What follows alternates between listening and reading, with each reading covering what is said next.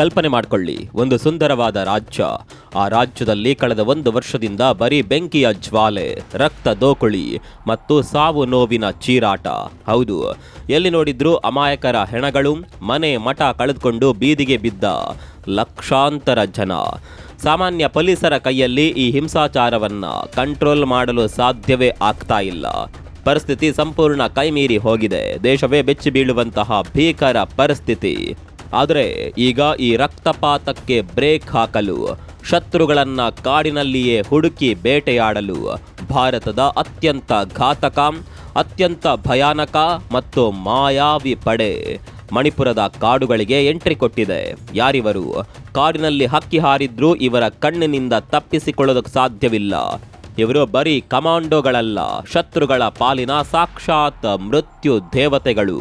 ಹಾಗಾದರೆ ಕೇಂದ್ರ ಗೃಹ ಸಚಿವ ಅಮಿತ್ ಶಾ ಪ್ರಯೋಗ ಮಾಡಿರುವ ಆ ಅಂತಿಮ ಬ್ರಹ್ಮಾಸ್ತ್ರವಾದರೂ ಯಾವುದು? ಈ ಪಡೆ ಎಂಟ್ರಿ ಕೊಟ್ಟ ತಕ್ಷಣ ಗಲಭೆಕೋರರ ಎದೆಯಲ್ಲಿ ನಡುಕ ಹುಟ್ಟಿದ್ಯಾಕೆ? ಎಲ್ಲವನ್ನ ಡೀಟೇಲ್ ಆಗಿ ತೋರಿಸ್ತೀವಿ. ಸ್ನೇಹಿತರೆ ನಮಸ್ಕಾರ, ಚರಿತ್ರೆಯ ಮತ್ತೊಂದು ವಿಡಿಯೋಗೆ ನಿಮಗೆಲ್ಲ ಪ್ರೀತಿಯ ಸ್ವಾಗತ.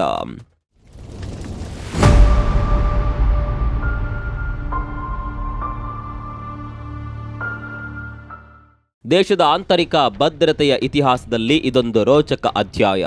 ಯಾವ ಮಣಿಪುರದಲ್ಲಿ ಶಾಂತಿ ನೆಲೆಸೋದೇ ಇಲ್ಲ, ಈ ರಾಜ್ಯ ಸಂಪೂರ್ಣವಾಗಿ ಸುಟ್ಟು ಕರಕಲಾಗಿ ಹೋಗುತ್ತೆ ಅಂತ ಇಡೀ ಜಗತ್ತು ಅಂದುಕೊಂಡಿತ್ತೋ, ಅದೇ ಮಣಿಪುರದಲ್ಲಿ ಈಗ ಕೇಂದ್ರ ಸರ್ಕಾರ ಗೇಮ್ ಚೇಂಜ್ ಮಾಡಿದೆ. ಒಂದು ಕಡೆ ಗುಡ್ಡಗಾಡು, ಇನ್ನೊಂದು ಕಡೆ ದಟ್ಟವಾದ ಅರಣ್ಯ. ಇದರ ಮಧ್ಯೆ ಅಡಗಿ ಕುಳಿತು ಸಾಮಾನ್ಯ ಜನರ ಮೇಲೆ ಗುಂಡಿನ ಮಳೆಗರೆಯುತ್ತಿರುವ ಸಶಸ್ತ್ರ ಗುಂಪುಗಳು. ಇವರನ್ನ ಮಟ್ಟ ಹಾಕಲು ಈಗ ದೆಹಲಿಯಿಂದ ಒಂದು ವಿಶೇಷ ಆದೇಶ ಪಾಸ್ ಆಗಿದೆ. ಅದೇ ಆಪರೇಷನ್ ಕ್ಲೀನಪ್ ಅಥವಾ ಟಾರ್ಗೆಟೆಡ್ ಆಪರೇಷನ್. ಹೌದು ಸ್ನೇಹಿತರೆ, ನಕ್ಸಲೇಟ್ಗಳ ಸಾಮ್ರಾಜ್ಯವನ್ನೇ ಧ್ವಂಸ ಮಾಡಿದ್ದ ಆ ಡೇಂಜರಸ್ ಪಡೆಯನ್ನ ಈಗ ಮಣಿಪುರಕ್ಕೆ ಏರ್ಲಿಫ್ಟ್ ಮಾಡಲಾಗಿದೆ. ಸ್ನೇಹಿತರೆ, ನಾವು ಕೋಬ್ರಾ ಪಡೆಯ ಪರಾಕ್ರಮದ ಬಗ್ಗೆ ಮಾತನಾಡುವ ಮೊದಲು ಮಣಿಪುರದಲ್ಲಿ ಅಸಲಿಗೆ ಏನಾಗ್ತಿದೆ ಅನ್ನೋದನ್ನ ಅರ್ಥ ಮಾಡ್ಕೊಳ್ಬೇಕು. ಅದು 2023ರ ಮೇ ತಿಂಗಳು. ಭಾರತದ ಈಶಾನ್ಯ ಭಾಗದ ಸುಂದರ ರಾಜ್ಯ ಮಣಿಪುರ. ಅಲ್ಲಿನ ಕ್ರೀಡಾಪಟುಗಳು ನಮ್ಮ ದೇಶಕ್ಕೆ ಎಷ್ಟೋ ಮೆಡಲ್ ತಂದುಕೊಟ್ಟಿದ್ದಾರೆ. ದೇಶದ ಹೆಮ್ಮೆಯ ರಾಜ್ಯವದು. ಆದರೆ ಆ ಮೇ ತಿಂಗಳಲ್ಲಿ ಶುರುವಾದ ಒಂದು ಸಣ್ಣ ಕಿಡಿ ಇವತ್ತು ಇಡೀ ರಾಜ್ಯವನ್ನೇ ಸುಟ್ಟು ಭಸ್ಮ ಮಾಡಿದೆ. ಇಲ್ಲಿ ಮುಖ್ಯವಾಗಿ 2 ಸಮುದಾಯಗಳಿವೆ. ಕಣಿವೆ ಪ್ರದೇಶದಲ್ಲಿರುವ ಬಹುಸಂಖ್ಯಾತ ಮೈತೇಯಿ ಸಮುದಾಯ ಮತ್ತು ಗುಡ್ಡಗಾಡು ಪ್ರದೇಶದಲ್ಲಿ ವಾಸಿಸುವ ಕೂಕಿ ಜೋ ಸಮುದಾಯ. ಇವರ ನಡುವಿನ ಭಿನ್ನಾಭಿಪ್ರಾಯ ಇವತ್ತು ನಿನ್ನೆಯದಲ್ಲ, ದೀರ್ಘಕಾಲದ್ದು. ಆದರೆ ಈ ಬೆಂಕಿಗೆ ತುಪ್ಪ ಸುರಿದಿದ್ದು ಒಂದು ಹೈಕೋರ್ಟ್ ಆದೇಶ. ಹೌದು, ಮೈತೇಯಿ ಸಮುದಾಯಕ್ಕೆ ಪರಿಶಿಷ್ಟ ಪಂಗಡ ಅಂದರೆ ಎಸ್ಟಿ ಸ್ಥಾನಮಾನ ನೀಡುವಂತೆ ಹೈಕೋರ್ಟ್ ಆದೇಶ ನೀಡಿತು. ಈ ಆದೇಶ ಹೊರಬೀಳುತ್ತಿದ್ದಂತೆ ಗುಡ್ಡಗಾಡ್ನಲ್ಲಿರುವ ಕೋಕಿ ಸಮುದಾಯಕ್ಕೆ ಭಯ ಶುರುವಾಯಿತು. ಒಂದು ವೇಳೆ ಮೈತೇಯಿಗಳಿಗೆ ಎಸ್ಟಿ ಸ್ಥಾನಮಾನ ಸಿಕ್ಕರೆ ನಮ್ಮ ಹಕ್ಕುಗಳು, ನಮ್ಮ ಭೂಮಿ ಎಲ್ಲವೂ ನಮ್ಮ ಕೈತಪ್ಪಿ ಹೋಗುತ್ತೆ ಎಂಬ ದೊಡ್ಡ ಆತಂಕ ಅವರನ್ನ ಕಾಡತೊಡಗಿತು. ಆರಂಭದಲ್ಲಿ ಇದೊಂದು ಕೇವಲ ಮೀಸಲಾತಿಗಾಗಿ, ಹಕ್ಕುಗಳಿಗಾಗಿ ನಡೆದ ಹೋರಾಟ. ಆದರೆ ಬರ್ತಾ ಇದ್ದಂತೆ ಇದು ಭೂಮಿ ಮತ್ತು ಜನಾಂಗೀಯ ಅಸ್ತಿತ್ವದ ಭೀಕರ ಹೋರಾಟವಾಗಿ ಮಾರ್ಪಾಡಾಯಿತು. ಎಷ್ಟರ ಮಟ್ಟಿಗೆ ಅಂದರೆ ಸುನಾಮಿಯಂತೆ ಬಂದ ಗಲಭೆಕೋರರು ಇಡೀ ಹಳ್ಳಿಗಳನ್ನೇ ಸುಟ್ಟು ಭಸ್ಮ ಮಾಡಿದ್ರು. ಇದರ ಪರಿಣಾಮ ಏನಾಯ್ತು ಗೊತ್ತಾ? ಕೇಳಿದ್ರೆ ನಿಮ್ಮ ಕರುಳು ಹಿಂಡಿದಂತಾಗುತ್ತೆ. ಕೇವಲ 1 ವರ್ಷದಲ್ಲಿ 260ಕ್ಕೂ ಹೆಚ್ಚು ಅಮಾಯಕ ಜೀವಗಳು ಬಲಿಯಾಗಿವೆ. 63,000ಕ್ಕೂ ಹೆಚ್ಚು ಜನ ತಮ್ಮದೇ ಸ್ವಂತ ರಾಜ್ಯದಲ್ಲಿ ನಿರಾಶ್ರಿತರಾಗಿ ಮನೆ ಮಠ ಕಳೆದುಕೊಂಡು ಪರಿಹಾರ ಶಿಬಿರಗಳಲ್ಲಿ ಕಣ್ಣೀರು ಹಾಕುತ್ತಾ ಬದುಕು ನೂಕುತ್ತಿದ್ದಾರೆ. ಲಕ್ಷಾಂತರ ಜನ ಬೀದಿಗೆ ಬಿದ್ದಿದ್ದಾರೆ.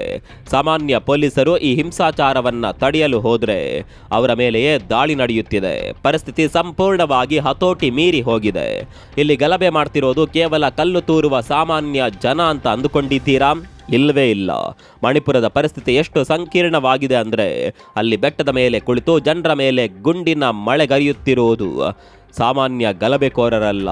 ಅವರು ಹೈಟೆಕ್ ಶಸ್ತ್ರಾಸ್ತ್ರಗಳನ್ನು ಹೊಂದಿರುವ ಅಂಡರ್ ಗ್ರೌಂಡ್ ಸಶಸ್ತ್ರ ಸಂಘಟನೆಗಳು.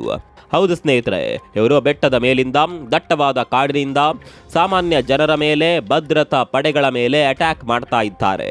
ಇಂಥವರನ್ನ ಮಟ್ಟ ಹಾಕಲು ನಮ್ಮ ಸಾಮಾನ್ಯ ಪೊಲೀಸ್ ಪಡೆಯಿಂದ ಅಥವಾ ಸಾಮಾನ್ಯ ಸೈನ್ಯದ ಯುದ್ಧ ತಂತ್ರದಿಂದ ಸಾಧ್ಯವಿಲ್ಲ.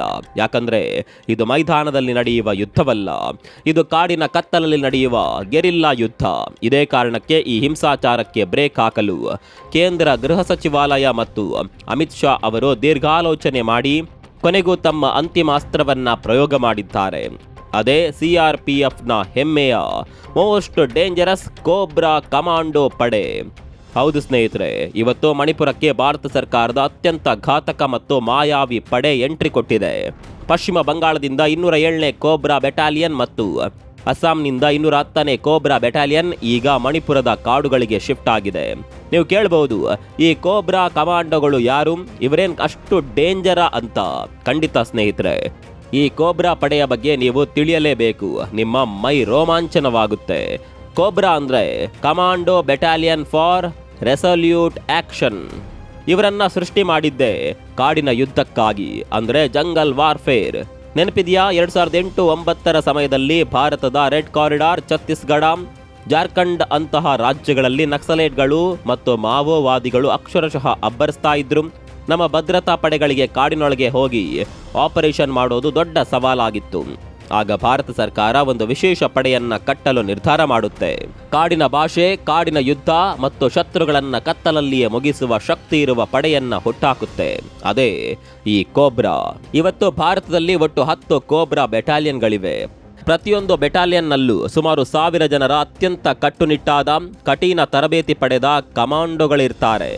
ಇವರ ಟ್ರೈನಿಂಗ್ ಹೇಗಿರುತ್ತೆ ಗೊತ್ತಾ? ಇವರಿಗೆ ಗೆರಿಲ್ಲಾ ಯುದ್ಧ ತಂತ್ರ, ಇಂಟೆಲಿಜೆನ್ಸ್ ಆಧಾರಿತ ಕಾರ್ಯಾಚರಣೆ ಮತ್ತು ಕಾಡಿನ ಅತಿ ಕಠಿಣ ಪರಿಸ್ಥಿತಿಯಲ್ಲಿ ನೀರು, ಆಹಾರವಿಲ್ಲದೆ ಬದುಕಿ ಉಳಿಯುವ ಕಲೆ ಕರಗತವಾಗಿದೆ. ಕಾಡಿನ ಪ್ರತಿ ಇಂಚಿನ ಮೇಲೆ ಕಣ್ಣಿಟ್ಟು ಎಳೆಯ ಸಪ್ಪಳವಾದರೂ ಸರಿ ಶತ್ರುಗಳನ್ನು ಕ್ಷಣಾರ್ಧದಲ್ಲಿ ಪತ್ತೆ ಹಚ್ಚುವ ಅತ್ಯದ್ಭುತ ಶಕ್ತಿ ಈ ಕಮಾಂಡೋಗಳಿಗಿದೆ. ಅಧಿಕಾರಿಗಳು ಹೇಳುವ ಪ್ರಕಾರ ಈ ಕಮಾಂಡೋಗಳು ಹೇಗೆ ಆಪರೇಷನ್ ಮಾಡ್ತಾರೆ ಅಂದ್ರೆ, ಯಾವುದೇ ಸದ್ದು ಗದ್ದಲವಿಲ್ಲದೆ, ಒಂದು ಸಣ್ಣ ಶಬ್ದವೂ ಆಗದಂತೆ ಕಾಡಿನೊಳಗೆ ನುಗ್ತಾರೆ. ಎಲ್ಲಿ ಶತ್ರುಗಳು ಅಡಗಿದ್ದಾರೋ ಅವರನ್ನ ಹುಡುಕಿ ಹೊಡೆದು ಹಾಕುವ ಟಾರ್ಗೆಟೆಡ್ ಆಪರೇಷನ್ ನಡೆಸ್ತಾರೆ.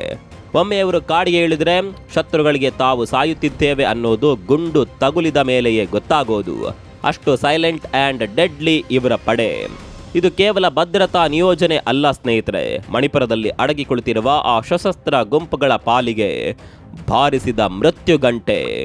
ಸ್ನೇಹಿತರೆ, ಕೋಬ್ರಾ ಕಮಾಂಡೋಗಳು ಅಂದ್ರೆ ಕೇವಲ AK-47 ಹಿಡಿದು ಕಾಡಿನಲ್ಲಿ ಓಡಾಡುವ ಸೈನಿಕರು ಅಂದುಕೊಂಡ್ರೆ ನಿಮ್ಮ ಊಹೆ ತಪ್ಪು. ಇಲ್ಲಿಯೇ ಇರೋದು ಅಸಲಿ ಟ್ವಿಸ್ಟ್. ಕೋಬ್ರಾ ಕಮಾಂಡೋಗಳು ಬರೀ ಬಂದೂಕು ಹಿಡಿದು ಯುದ್ಧ ಮಾಡಲ್ಲ. ಇವರ ಶಕ್ತಿ ಜೊತೆಗೆ ಇವತ್ತು ತಂತ್ರಜ್ಞಾನದ ಮಹಾಸಂಗಮವೇ ಆಗಿದೆ. ಈ 10,000 ಕಮಾಂಡೋ ಶಕ್ತಿ ಅತ್ಯಾಧುನಿಕ ಡ್ರೋನ್ಗಳನ್ನು ಬಳಸ್ತಾರೆ.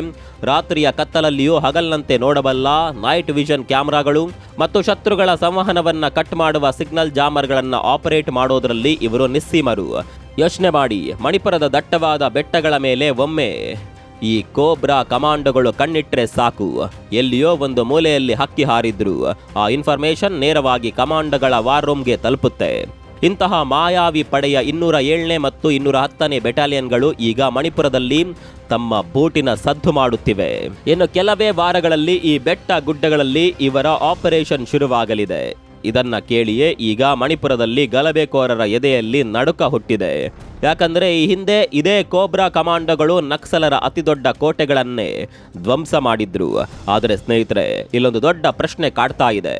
ಇಷ್ಟೆಲ್ಲ ವರ್ಷಗಳ ಕಾಲ ನಕ್ಸಲ್ ನಿಗ್ರಹಕ್ಕಾಗಿಯೇ ಮೀಸಲಾಗಿದ್ದ ಪಡೆಯನ್ನ ಏಕಾಏಕಿ ಈಶಾನ್ಯ ಭಾರತಕ್ಕೆ ಶಿಫ್ಟ್ ಮಾಡಿದ್ದು ಯಾಕೆ? ಇದರ ಹಿಂದಿರುವ ಅಸಲಿ ಮರ್ಮ, ಅಸಲಿ ಮಾಸ್ಟರ್ ಸ್ಟ್ರೋಕ್ ಏನ್ ಗೊತ್ತಾ? ಗಮನವಿಟ್ಟು ಕೇಳಿ. ಕಳೆದ ಕೆಲವು ವರ್ಷಗಳಿಂದ ಭಾರತದ ಮಧ್ಯಭಾಗದಲ್ಲಿ ಅಂದರೆ ಛತ್ತೀಸ್ಗಢ ಮತ್ತು ಜಾರ್ಖಂಡ್ನಲ್ಲಿ ನಕ್ಸಲ್ ಚಟುವಟಿಕೆಗಳು ಗಣನೀಯವಾಗಿ ಕಡಿಮೆಯಾಗಿವೆ. ಒಂದು ಕಾಲದಲ್ಲಿ ಸರ್ಕಾರಕ್ಕೆ ಸವಾಲಾಗಿದ್ದ ನಕ್ಸಲರು ಇವತ್ತು ತಮ್ಮ ಅಸ್ತಿತ್ವ ಉಳಿಸಿಕೊಳ್ಳೋದೇ ಕಷ್ಟ ಅನ್ನುವಂತಹ ಸ್ಥಿತಿಗೆ ಬಂದು ತಲುಪಿದ್ದಾರೆ. ಈ ಕೋಬ್ರಾ ಕಮಾಂಡೋಗಳ ಸತತ ಕಾರ್ಯಾಚರಣೆಯಿಂದ ನಕ್ಸಲ್ ಹಾವಳಿ ಸೈಲೆಂಟ್ ಆಗಿದೆ. ಹೀಗಿರುವಾಗ ಸುಮ್ಮನೆ ಈ ಡೆಡ್ಲಿ ಪಡೆಯನ್ನ ಕೂರಿಸೋದು ಸರಿಯಲ್ಲ. ಹಾಗಾಗಿ ಕೇಂದ್ರ ಸರ್ಕಾರ ಮತ್ತು ಗೃಹ ಸಚಿವಾಲಯ ಒಂದು ದೊಡ್ಡ ಪ್ಲಾನ್ ಮಾಡಿದೆ. ಈ ಅತ್ಯಾಧುನಿಕ ಪಡೆಯನ್ನ ಈಗ ದೇಶದ ಹೊಸ ಸವಾಲುಗಳನ್ನು ಎದುರಿಸಲು ಸೂಕ್ಷ್ಮ ಪ್ರದೇಶಗಳಿಗೆ ಬಳಸಿಕೊಳ್ತಾ ಇದೆ. ಮಣಿಪುರದಲ್ಲಿ ಹಿಂಸಾಚಾರಕ್ಕೆ ಬ್ರೇಕ್ ಹಾಕೋದು ಎಷ್ಟು ಮುಖ್ಯವಾಗಿತ್ತೋ ಅಷ್ಟೇ ಮುಖ್ಯವಾಗಿ ಅಲ್ಲಿ ಅಕ್ರಮವಾಗಿ ಶಸ್ತ್ರಾಸ್ತ್ರ ಹಿಡಿದು 2 ಸಮುದಾಯಗಳ ನಡುವೆ ಬೆಂಕಿ ಹಚ್ಚುತ್ತಿರುವ ಆ ಕಾಣದ ಕೈಗಳನ್ನು ಕತ್ತರಿಸಬೇಕಿತ್ತು. ಸಾಮಾನ್ಯ ಸೈನ್ಯವನ್ನ ಬಳಸಿದ್ರೆ ಅಲ್ಲಿನ ಜನರ ವಿರೋಧ ಕಟ್ಕೊಳ್ಬೇಕಾಗುತ್ತೆ.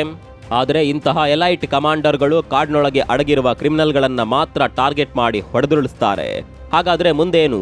ಮಣಿಪುರದಲ್ಲಿ ಕೋಬ್ರಾ ಪಡೆ ಏನೆಲ್ಲ ಮಾಡಲಿದೆ? ಸ್ಪಷ್ಟವಾಗಿ ಹೇಳಬೇಕು ಅಂದರೆ ಅಕ್ರಮವಾಗಿ ಶಸ್ತ್ರಾಸ್ತ್ರ ಹಿಡಿದು ಜನರ ಮೇಲೆ ದಾಳಿ ಮಾಡುವವರಿಗೆ ಇನ್ಮುಂದೆ ಕಾದಿದೆ ಮಹಾಗಂಡಾಂತರ. ಅವರು ಇನ್ಮುಂದೆ ಸೇಫ್ ಆಗಿರೋದಕ್ಕೆ ಸಾಧ್ಯವೇ ಇಲ್ಲ. ಕೋಬ್ರಾ ಕಮಾಂಡಗಳು ತಮ್ಮ ಫುಲ್ ಫ್ಲೆಡ್ಜ್ಡ್ ಕಾರ್ಯಾಚರಣೆ ಶುರು ಮಾಡಿದ್ರೆ ಮಣಿಪುರದ ಕಾಡುಗಳಲ್ಲಿ ಅಕ್ಷರಶಃ ಶುದ್ಧೀಕರಣ ಪ್ರಕ್ರಿಯೆ ಶುರುವಾದಂತೆಯೇ ಲೆಕ್ಕ. ಅಮಿತ್ ಶಾ ಅವರ ಈ ಪ್ಲಾನ್ ಕೇವಲ ಮಣಿಪುರಕ್ಕೆ ಮಾತ್ರ ನಿಂತಿಲ್ಲ. ಹೌದು, ಭಯೋತ್ಪಾದನೆಯ ವಿರುದ್ಧ ಕೇಂದ್ರ ಮತ್ತೊಂದು ಬ್ರಹ್ಮಾಸ್ತ್ರ ಪ್ರಯೋಗಿಸಲು ಸಜ್ಜಾಗಿದೆ. ರಕ್ಷಣಾ ಏಜೆನ್ಸಿಗಳ ಮಾಹಿತಿಯ ಪ್ರಕಾರ ಮುಂದಿನ ದಿನಗಳಲ್ಲಿ ಜಮ್ಮು ಮತ್ತು ಕಾಶ್ಮೀರದ ಕಾಡುಗಳಲ್ಲಿ ಅಡಗಿ ಕುಳಿತಿರುವ ಉಗ್ರರನ್ನ ಸಾಯಿಸೋದಕ್ಕೆ ಒಂದೆರಡು ಕೋಬ್ರಾ ಬೆಟಾಲಿಯನ್ಗಳನ್ನ ಕಾಶ್ಮೀರಕ್ಕೂ ಕಳಿಸುವ ಬಗ್ಗೆ ಗಂಭೀರ ಚಿಂತನೆ ನಡೆದಿದೆ. ಯಾಕೊತ್ತಾ, ಇವತ್ತು ಉಗ್ರರು ಕೂಡ ತಮ್ಮ ಯುದ್ಧ ತಂತ್ರ ಬದಲಿಸಿದ್ದಾರೆ. ಅವರೀಗ ಜನವಸತಿ ಪ್ರದೇಶಗಳಲ್ಲಿ ಅಡಗಿಕೊಳ್ಳುತ್ತಿಲ್ಲ, ಬದಲಾಗಿ ದಟ್ಟವಾದ ಕಾಡುಗಳಲ್ಲಿ ಬಂಕರ್ ನಿರ್ಮಿಸಿಕೊಂಡು ಅಲ್ಲಿಂದ ನಮ್ಮ ಸೈನ್ಯದ ಮೇಲೆ ದಾಳಿ ಮಾಡುತ್ತಿದ್ದಾರೆ. ಅಂತಹ ಕಪಟಿಗಳನ್ನು ಕಾಡಿನೊಳಗೆ ನುಗ್ಗಿ ಬೇಟೆಯಾಡಲು ಈ ಕೋಬ್ರಾ ಪಡೆಯನ್ನ ಬಿಟ್ಟರೆ ನಮ್ಮ ಬಳಿ ಬೇರೆ ಅತ್ಯುತ್ತಮ ಆಯ್ಕೆಯೇ ಇಲ್ಲ. ಮಣಿಪುರ ಟು ಜಮ್ಮು ಕಾಶ್ಮೀರ ಗಡಿನಾಡಿನಲ್ಲೂ ಈ ಕೋಬ್ರಾ ಗರ್ಜನೆ ಶುರುವಾಗಲಿದೆ. ಭಾರತ ಇವತ್ತು ತನ್ನ ಆಂತರಿಕ ಭದ್ರತೆಯನ್ನ ಕಾಪಾಡಿಕೊಳ್ಳೋದಕ್ಕೆ ಇಂತಹ ಘಾತುಕ ಪಡೆಗಳ ಮೂಲಕ ಹೊಸ ಹಾದಿಯನ್ನ, ಉಕ್ಕಿನ ಕೋಟೆಯನ್ನ ನಿರ್ಮಿಸ್ತಾ ಇದೆ. ಕೇಂದ್ರ ಸರ್ಕಾರ ಇವತ್ತು ತಡವಾಗಿ ಆದರೂ ಸರಿಯಾದ ದಿಟ್ಟ ನಿರ್ಧಾರ ತೆಗೆದುಕೊಂಡಿದೆ ಅನ್ನೋದು ದೇಶದ ಜನರ ಅಭಿಪ್ರಾಯ. ಮಣಿಪುರ ಮತ್ತೆ ಹಸಿರಾಗಲಿ, ಸುಟ್ಟು ಕರಕಲಾದ ಹಳ್ಳಿಗಳಲ್ಲಿ ಮತ್ತೆ ಮಕ್ಕಳ ನಗು ಕೇಳಿಸಲಿ, ಅಲ್ಲಿನ ಜನರ ಬದುಕು ಮತ್ತೆ ನೆಮ್ಮದಿಯಾಗಲಿ ಅನ್ನೋದೇ ನಮ್ಮೆಲ್ಲರ ಆಶಯ. ಸ್ನೇಹಿತರೆ, ಕೇಂದ್ರ ಸರ್ಕಾರದ ಈ ಮಾಸ್ಟರ್ ಪ್ಲಾನ್ ಮತ್ತು ಕೋಬ್ರಾ ಕಮಾಂಡೋಗಳ ಈ ಶುದ್ಧೀಕರಣ ಆಪರೇಷನ್ ಬಗ್ಗೆ ನಿಮ್ಮ ಅಭಿಪ್ರಾಯವೇನು? ಮಣಿಪುರದಲ್ಲಿ ಈ ಕೋಬ್ರಾ ಪಡೆಯ ಎಂಟ್ರಿಯಿಂದ ಸಂಪೂರ್ಣ ಶಾಂತಿ ಮರಳುತ್ತಾ? ನಿಮ್ಗೇನನ್ಸುತ್ತೆ? ಕಾಮೆಂಟ್ ಮಾಡಿ. ಮತ್ತೊಂದು ವಿಡಿಯೋ ಸಿಗೋಣ. ಅಲ್ಲಿವರೆಗೂ ನಮಸ್ಕಾರ.